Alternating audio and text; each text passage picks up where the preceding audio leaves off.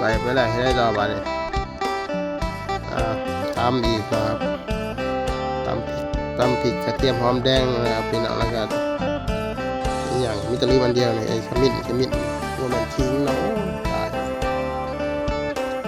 าะตำเข้าไปตำใดตำดีแต่พี่น้องเนาะกินตำมาละหัวไข่ต้มให้เด็กๆเนาะว่าเป็นวันหยุดเป็นเด้เป็นการมากินเพชรก็ได้อยากไปกินน้ำพอน้ำแม่ก็เลยทอดไข่ต้มไข่เป็นเนาะตอนนั้นก็ปรุงเลยแล้วแบบนี้เราส่งเมนูปรุงแล้วมันเล้งนะครับมีอย่างแหน่น้ำปลาเกลือปิ้งนัวรสดีเนาะโลคาเลและบัตรเนาะครับพี่น้องมันเข้ากันเนาะมันเข้าลูกคุมคนของพักกันเลยหัวไปคนมีผักเนาะเป็นอย่างดอกคนเข้าถุงยางซ่อนเลยขยำขยี้แล้วพี่น้องสูบดิเห็นก็สมพักนี่นะพี่น้องเนาะ